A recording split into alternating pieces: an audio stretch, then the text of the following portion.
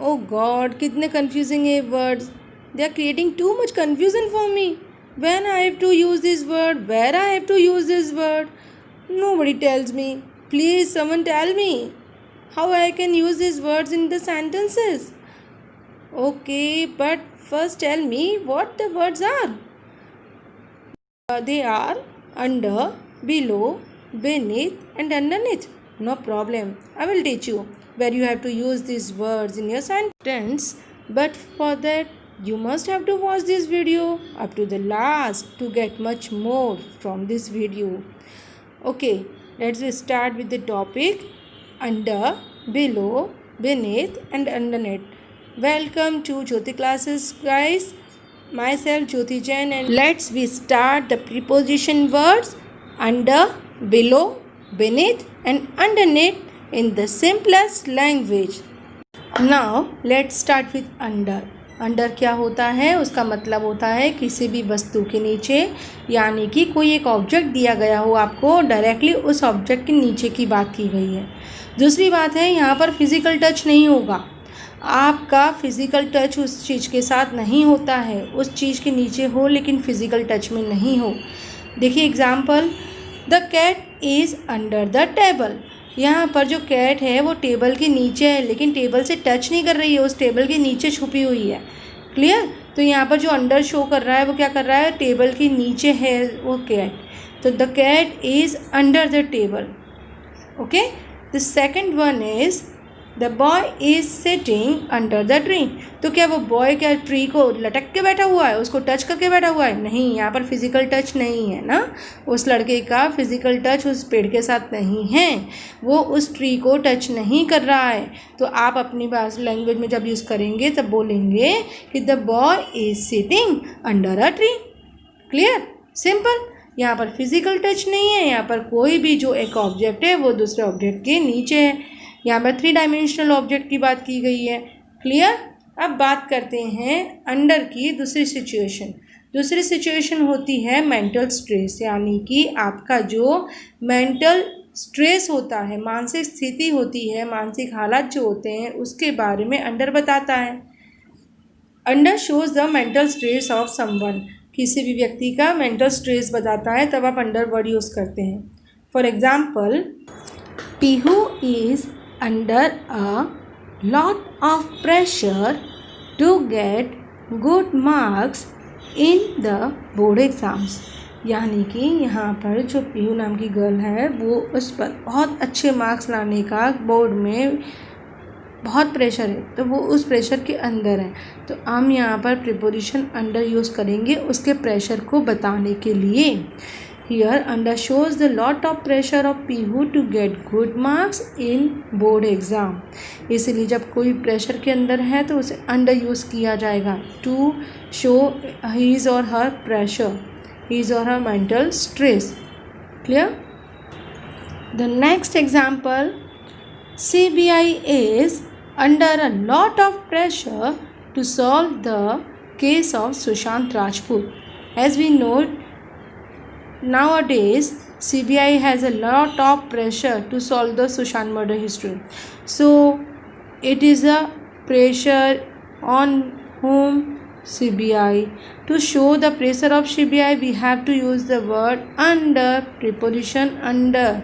Okay, CBI is under a lot of pressure to solve the case of Sushant Rajput. Clear? The next one is under का use होता है दी गई as, quantity और number से कम मात्रा में बताने के लिए.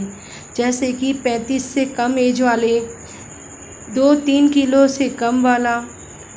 नंबर्स अगर शो करने हैं तो आप बोलोगे लेस देन 30 स्टूडेंट्स से जगह आप बोलोगे under 30 students, under 30, under 35. Clear? Let's take example. We clear with this examples. Example number 1, a person who is under 35 can be eligible for this job. जब भी कोई जॉब का आप देखते हो डिस्क्रिप्शन तो उसमें क्या लिखा होता है? 35 से अंडर वाले 28 से 35 वाले ही इसके बीच में आएंगे। तो क्या हुआ यहाँ पर, 35 से कम की एज वाला होना चाहिए, 35 से ज़्यादा की एज वालों को ये जॉब अप्लाई नहीं कर सकते, वो एलिजिबल नहीं है इस जॉब के लिए। Clear? Under 35 can be eligible. This rights are not for the children under 7, यानी कि जो बच्चे 7 साल से अंदर हैं, कम हैं, उनके लिए झूला नहीं है।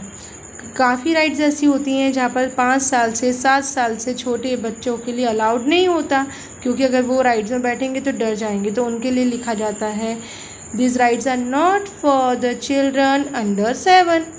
समझ में आ गया? यानी कम एज बताने के लिए, कम क्वांटिटी बताने, कम नंबर्स के लिए आप अंडर का यूज़ कर सकते हैं, किसी भी वस्तु से कम। क्लियर?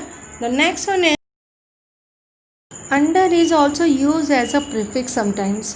कभी कभी अंडर को प्रीफिक्स की तरह यूज़ किया जाता है। प्रीफिक्स क्या होते हैं?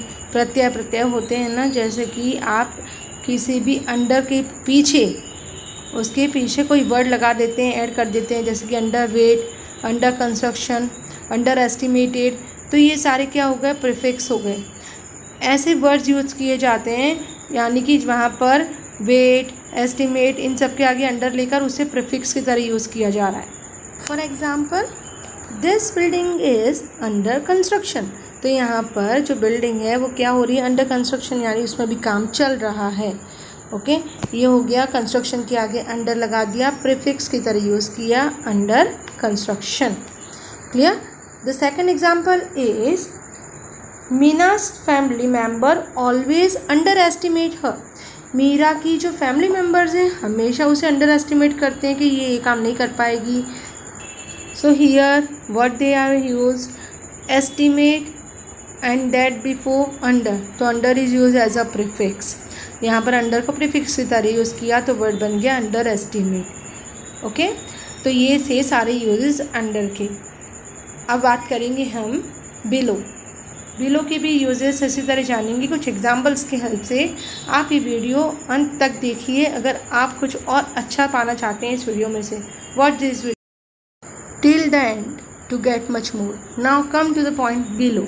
बिलो क्या होता है? किसी भी वस्तु के नीचे, उसके नीचे, अ lower level, describing about the lower level of something. Not a physical touch, कोई फिजिकल टच की बात नहीं होती है वहाँ पर। यहाँ पर बात होती है comparing the level of one with another, किसी भी एक वस्तु के साथ दूसरी वस्तु का लेवल कंपेयर करना, एक चीज़ के साथ दूसरी चीज़ का लेवल कंपेयर करना। For example read the passage given below.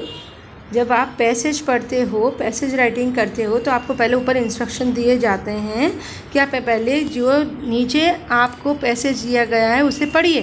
तो वो पैसेज के बाद का लेवल है, यानी आपको जो ऊपर इंस्ट्रक्शन दी वो फर्स्ट लेवल, उसके बाद का लेवल है जो पैसेज आपको रीड करना है।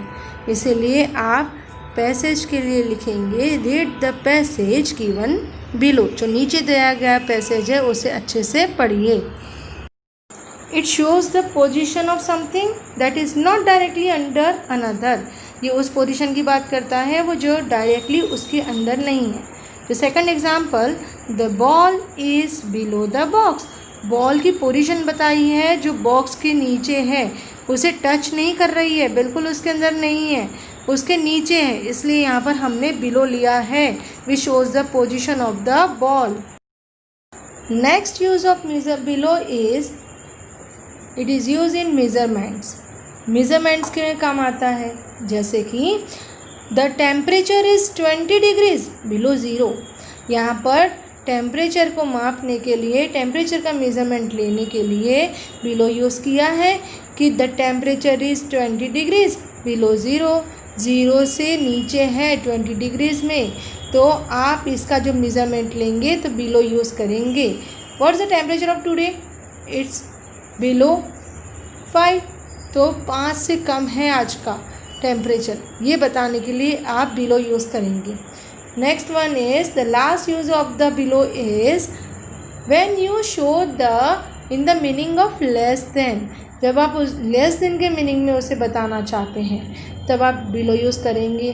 For example his income is below ₹10,000 per month, तो उसकी इनकम महीने के 10,000 से कम है, लेस देन ₹10,000 अ मंथ। ये बताने के लिए आप यहाँ पर बिलो यूज़ करेंगे। देखिए बच्चों, बिलो एक जगह यूज़ नहीं होता है।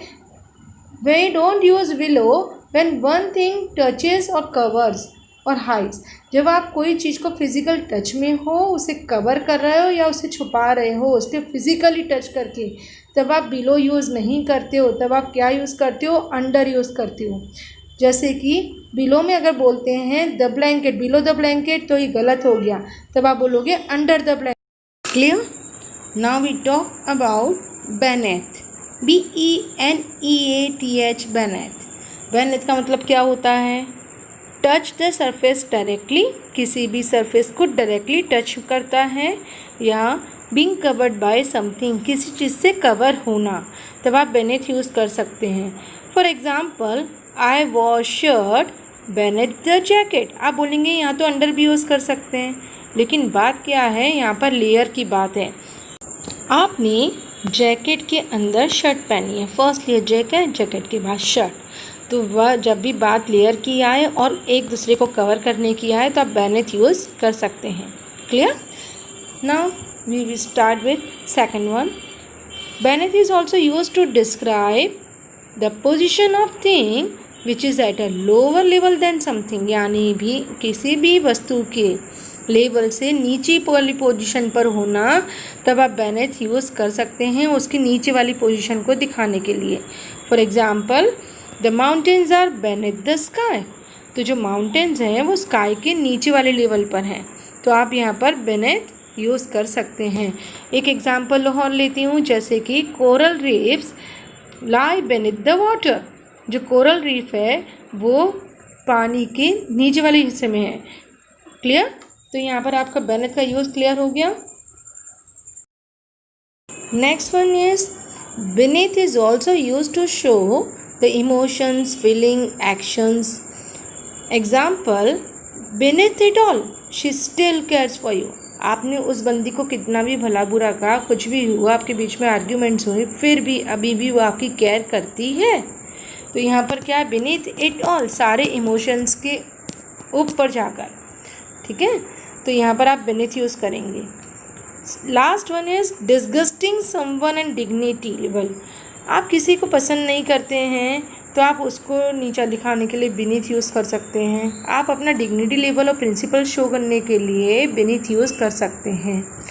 फॉर एग्ज़ाम्पल जब आप डिग्निटी की बात करते हैं, abusing someone is totally beneath my level, किसी के खिलाफ गंदी लैंग्वेज यूज़ करना, गालियाँ देना, ये मेरे प्रिंसिपल के, सिद्धांत के, मेरे डिग्निटी के लेवल के खिलाफ है, तो आप यहाँ पर beneath यूज़ कर सकते हैं। और रही बात डिस्गस्टिंग की, तो आप उसमें जब बात करते हैं कि जैसे she treats peoples if they are beneath her, यानी वो सामने वाले इंसान को इस तरह देखती है कि वो उन सबका जो सोशल लेवल है वो उसके आगे कुछ भी नहीं है।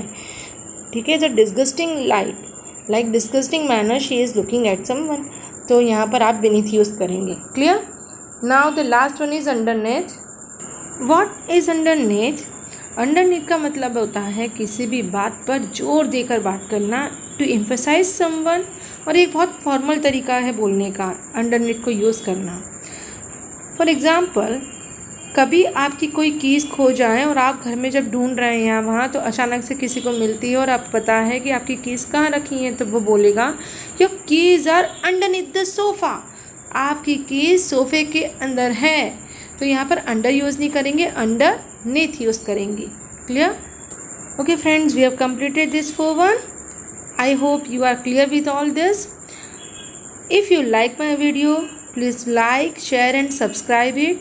Please send your comments and suggestions for me. It means too much for me and it gives motivation to me. Okay, thank you so much for watching this video till the end. Have a nice day. Goodbye.